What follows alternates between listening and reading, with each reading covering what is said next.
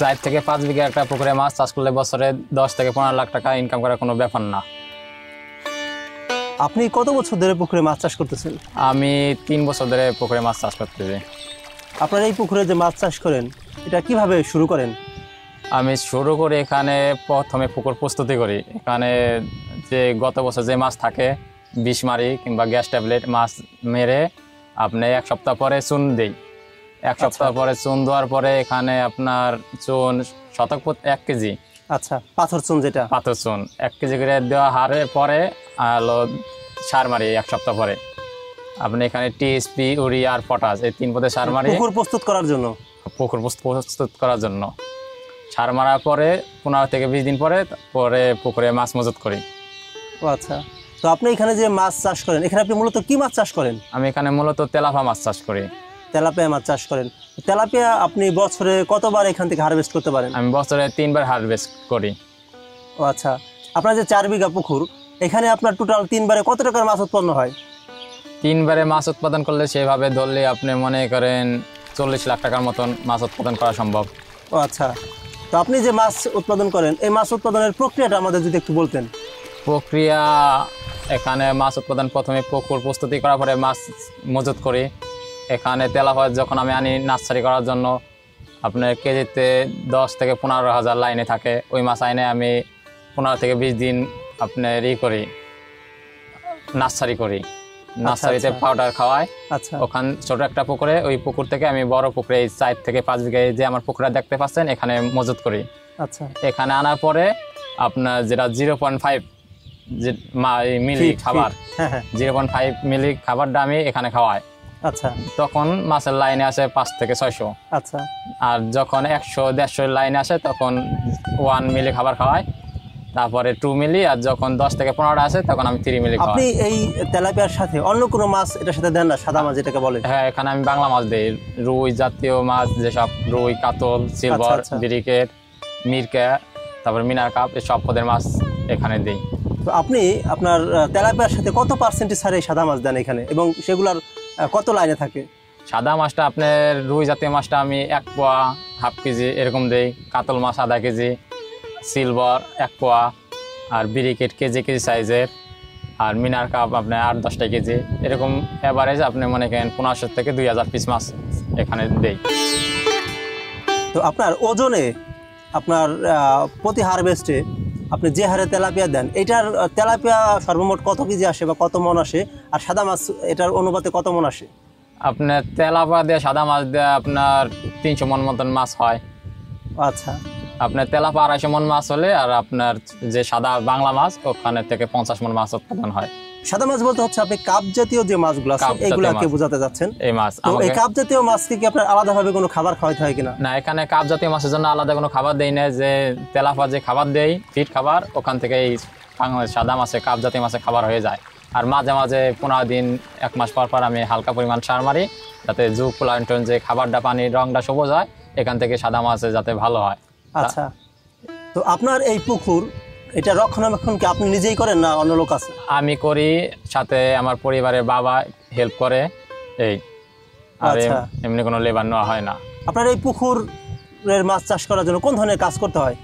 এখানে মাছ চাষের জন্য আপনার সকালে এসে খাবার দেওয়া হয়। মূলত 3 বার খাবার দেই আমি, সকালে, দুপুরে, বিকালে। সকালে এসে খাবার দেই, দুপুরে দেই, বিকালে দেই। আর দেখা লাগে 4-5 ঘুরে মাছে কোনো সমস্যা হলো কিনা, রোগ ব্যাধি, মাছ মারা গেল কিনা, এই আর পরিচর্যা করতে হয়। ও আচ্ছা, মানে মাছের বিভিন্ন ধরনের রোগ হয়?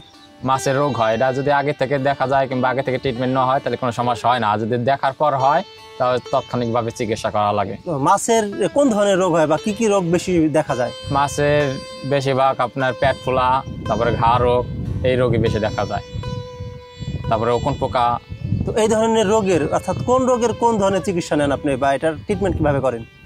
ওকন পোকার জন্য আপনার ওষুধ মারি, আপনার চুন মারি, পটাশ মারি ঘার জন্য। আর যদি পেট ফোলা হয় তাহলে কোম্পানি হাতে যোগাযোগ করে এর ওষুধ দিই, অ্যান্টিবায়োটিক। ও আচ্ছা, আপনি আপনার এই পুকুরের মাছগুলো বিক্রি করেন কিভাবে? আমি এখান থেকে পুকুর পাড় থেকে বেশি সম্ভব মাছ বিক্রি করে দেই। জেলেরা আছে তারা মাছ ধরে নিয়ে যায়, আমি একটা দাম বলে দেই, বাজারের উপর ডিপেন্ড করে সেই হারে আর কি তারা মাছ আমি কেজি মাপে দিয়ে দেই, তারা মাছ নিয়ে যায়। আর যদি ব্যাপারী কিংবা পাইকারি না আসে জেলেরা, তাহলে আমি মাছ ধরে আড়তে নিয়ে যাই, সেখান থেকে বিক্রি করে আসি।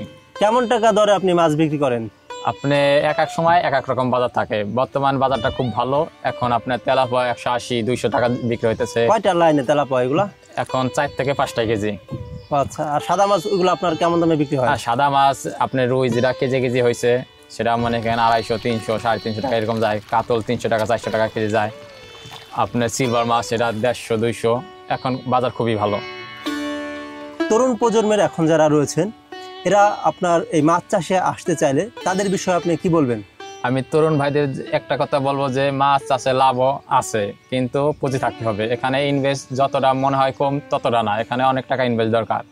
এখানে কারো কাছ থেকে ধার কিংবা লোন কিংবা সুদে কোনো টাকা নিয়ে ব্যবসা আসা উচিত না। এখানে যেরকম লাভ আছে তেমন লসও হতে পারে। নিজের নগদ টাকা পুঁজি থাকলে খুব ভালো হয়, কারণ আপনি যখন খাবারের প্রয়োজন, ওষুধের প্রয়োজন, তখন আপনার কাছে টাকা নাই, তখন খাবার দিতে না পারলে মাছে দেখালো বড় একটা ক্ষতির সম্ভাবনা হতে পারে।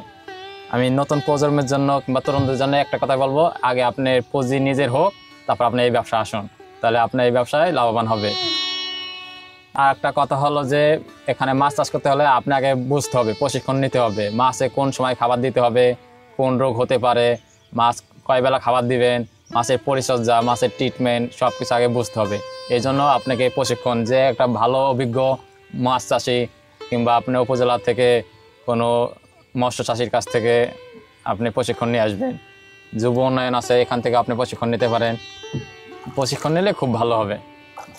মানে আপনি বলতে যাচ্ছেন যে প্রশিক্ষণ ছাড়া বা না বুঝলে এখানে বড় ধরনের ঝুঁকি থাকতে পারে? হ্যাঁ, অবশ্যই। এখানে না বুঝলে প্রশিক্ষণ ছাড়া কোনো কাজেই যাওয়া উচিত না। শুধু মাছ চাষ নয়, অন্য ক্ষেত্রেও প্রশিক্ষণ জানা দরকার। নিজে আপনি সব কিছু যদি ঠিকঠাক নিজে বুঝেন তাহলে খুব ভালো হয়। মাছ চাষে এসে যে বড় পরিসরে করতে হবে তেমন না। প্রথমে মনে করেন 4-5 বিঘা না, প্রথমে ছোট আকারে 1 বিঘা 2 বিঘা এরকম জায়গা নিয়ে আপনি মাছ চাষ শুরু করতে পারে।